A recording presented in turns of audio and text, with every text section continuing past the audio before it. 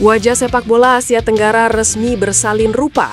Kehadiran FIFA ASEAN Cup 2026 bukan sekadar turnamen baru, melainkan sebuah hadiah mewah bagi timnas Indonesia. Di bawah komando pelatih anyar John Herdman, skuad Garuda kini punya kesempatan langka yang tak pernah dirasakan pelatih-pelatih sebelumnya, yakni memanggil seluruh talenta terbaiknya tanpa terhalang tembok perizinan klub Eropa.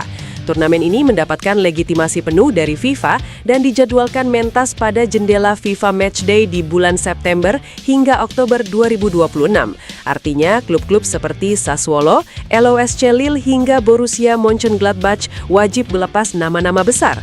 Jika sebelumnya Thailand atau Vietnam bisa bernapas lega karena Indonesia jarang tampil dengan skuad penuh, kini mereka harus bersiap menghadapi tim monster Asia Tenggara yang sesungguhnya. Kehadiran para pemain diaspora di tengah periode FIFA Matchday tidak hanya meningkatkan peluang juara, namun juga menjanjikan lonjakan poin peringkat FIFA yang jauh lebih besar dibandingkan turnamen regional biasa. Bagi John Herdman, ini adalah momentum emas. Dengan skuad full power dan format yang ringkas, mampukah ia membawa Indonesia mengukir sejarah sebagai raja pertama di era baru FIFA ASEAN Cup? Kita nantikan aksinya di September 2026. John Herdman dijamin bahagia saat ini, sebab ia berpotensi mendapatkan pemain termahal yang diizinkan membela timnas Indonesia. Sosok pemain yang dimaksud adalah bek Leeds United Pascal Struijk. Pascal Struijk sempat kencang dirumorkan akan membela timnas Indonesia pada 2024 dan 2025. Medio September 2024, media Belanda Football Primer mengatakan Pascal Struijk diizinkan membela timnas Indonesia. Dan seseorang yang tidak banyak disebutkan, Pascal Struijk diizinkan bermain untuk Indonesia. Dia adalah pemain yang luar biasa, kata Denny van Laar. Selanjutnya pada April 2025, Pascal Struijk terpantau berada di tribun yang sama dengan juru taktik skuad Garuda saat itu, Patrick Kluivert. Mereka terpantau menyaksikan laga Oxford United versus Leeds United di lanjutan Liga 2 Inggris 2024-2025. Beredar kabar, ada satu syarat agar Pascal Struijk mau membela timnas Indonesia. Bek 190 cm itu disebut-sebut baru mau membela timnas Indonesia jika lolos Piala Dunia 2026. Seiring kegagalan timnas Indonesia ke Piala Dunia 2026, apakah kans skuad Garuda mendapatkan Pascal Struijk sudah tertutup? Belum tentu. John Herdman dikenal sebagai ahli negosiasi. Bukan tak mungkin lewat pendekatan John Herdman, Pascal Struijk luluh dan mau membela timnas Indonesia. Jika mau gabung timnas Indonesia, Pascal Struijk tercatat sebagai pemain termahal dalam sejarah sepak bola Indonesia. Kapten Leeds United ini diketahui memiliki harga pasar mencapai 20 juta euro atau sekira 392 miliar rupiah. Dalam pola 3-4-3 racikan John Herdman, Pascal Struijk yang kini berperan sebagai kapten Leeds United dapat dioperasikan di area bek tengah sebelah kiri. Bek 190 cm ini dapat membentuk trio mematikan di jantung pertahanan bersama Kevin Dix dan... Di tengah spekulasi terkait calon lawan uji coba, pihak manajemen timnas memastikan bahwa Indonesia akan menghadapi negara yang tidak lolos ke Piala Dunia 2026. Keputusan ini diambil untuk menjaga keseimbangan kompetitif, sekaligus menyesuaikan dengan kalender internasional yang berlaku. Dengan strategi ini, timnas Indonesia tetap bisa menguji kekuatan tim tanpa mengganggu jadwal negara peserta Piala Dunia.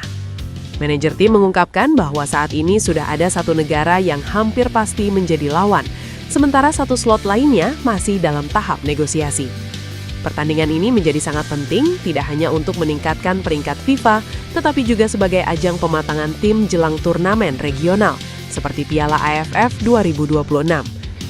Pemain keturunan Indonesia, Jairo Riedewald, telah menghidupkan lagi kariernya dengan Sheffield United.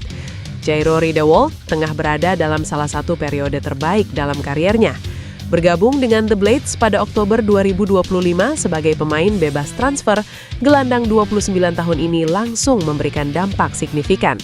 Musim ini, ia telah menjadi bagian penting dari tim dengan catatan 14 penampilan dan sumbangan 2 gol. Statusnya sebagai starter dalam 71% laga membuktikan betapa vital perannya di lini tengah. Di sisi lain, John Herdman rupanya telah membuka komunikasi dengan Jairo Riedewald. Ia pun berupaya untuk menyelesaikan rencana tersebut secepat mungkin. Saya sudah berbicara dengannya. Kami sedang coba menaturalisasi salah satu pemain secepat yang kami bisa, kata Herdman. Nama Jairo sendiri sempat diungkapkan Ketua Umum PSSI Erick Thohir yang menyebut tengah melakukan pendekatan ke sejumlah pemain untuk dinaturalisasi ke warga negara Indonesia. Erick mengatakan proses naturalisasi pemain Sheffield United ini sedang berjalan, tapi sejauh ini belum ada informasi lebih lanjut mengenai perkembangannya. Adapun kehadiran Romeni dan Jairo Riedewald diharapkan menambah kekuatan Garuda dalam menghadapi FIFA Matchday mendatang. Pelatih Timnas Indonesia U17 Kurniawan Dwi Yulianto menilai timnya menunjukkan progres positif menjelang ASEAN U17 Championship atau Piala AFF U17 2026 meskipun belum meraih hasil maksimal dalam sejumlah uji coba internasional. Turnamen ini akan bergulir di Gresik dan Sidoarjo pada 11-23 April. Ia menilai masih terdapat sejumlah catatan evaluasi yang harus segera diperbaiki, terutama terkait kesalahan individu yang kerap berujung pada kebobolan. Menurut Kurniawan, kesalahan di tingkat individual sudah tidak boleh terjadi apabila para pemain Timnas U17 ingin bersaing di level Asia. Lebih lanjut, mantan asisten pelatih klub Italia Como itu juga menyoroti efektivitas lini serang. Menurut Kurniawan, aspek ini perlu ditingkatkan walaupun Garuda Muda mampu menciptakan banyak peluang saat menghadapi Korea Selatan, India, dan Thailand.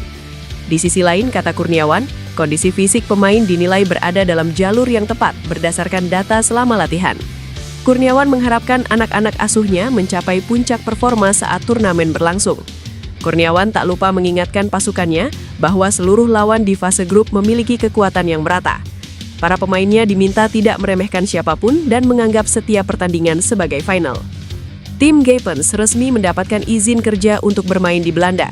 Tidak tanggung-tanggung, pesepak bola 20 tahun itu diperbolehkan merumput di negeri tulip hingga 2031. Sebelumnya, Gapens masuk dalam daftar 25 pemain yang mengalami kendala administrasi di kompetisi Belanda. Situasi tersebut membuat Gapens harus menepi dari aktivitas klub.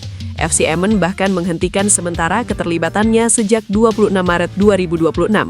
Tak hanya absen dari pertandingan, Gapens juga tidak diperkenankan mengikuti sesi latihan FC Emmen. Kondisi itu terjadi karena status administrasi yang belum memenuhi syarat untuk tampil di kompetisi resmi. Namun setelah 2 pekan berlalu, situasi berubah positif bagi pemain yang berposisi sebagai bek kiri tersebut. FC Emmen mengumumkan tim Gapens sudah kembali bergabung dengan tim pada Kamis. Kini, Gapens sudah bisa mengikuti latihan bersama rekan setimnya. Tak hanya kembali berlatih, tim Gapens juga dipastikan telah mengantongi izin kerja jangka panjang. Izin kerja tersebut disebut berlaku hingga 5 tahun ke depan atau hingga 2031. Kembalinya tim Gapens tentu menjadi angin segar bagi sang pemain. Kabar itu juga bakal membuat pelatih Timnas Indonesia John Hartman bahagia. Bila Gapens memutuskan pindah ke klub lain di Belanda, sang pemain tidak akan terkendala izin kerja. Pelatih Timnas Indonesia John Hartman dijamin tengah bahagia saat ini, sebab penyerang yang berpotensi membela Timnas Indonesia suatu hari nanti, Dian Zandenbergen, tengah on fire bersama sang klub VVV Venlo. Dalam 14 laga terkini di Liga 2 Belanda 2025-2026 bersama VVV Venlo, Dian Zandenbergen mengemas 11 gol dan 2 assist. Terbaru, penyerang 188 cm ini mengemas hat-trick saat VVV Venlo menang 3-0 atas SC Cambuur di pekan ke-34 Liga 2 Belanda 2025-2026 pada 3 April 2026. Penyerang merupakan salah satu titik lemah yang dimiliki Timnas Indonesia saat ini. Ramadan Sananta yang dipercaya sebagai starter di 2 laga Timnas Indonesia pada FIFA Series 2026 bermain di bawah standar. Di saat bersamaan, Dian Zandenbergen terbuka membela Timnas Indonesia. Medio tahun lalu, Dian Zandenbergen mengaku sudah dihubungi PSSI. Ia sudah berbicara dengan agen yang biasa mendekati pemain keturunan untuk diproses naturalisasi menjadi WNI, Fardi Bahdim.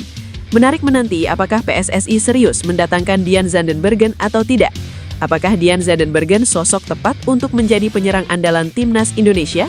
Jika PSSI serius, Dian Zandenbergen paling cepat membela Timnas Indonesia pada Juni 2000.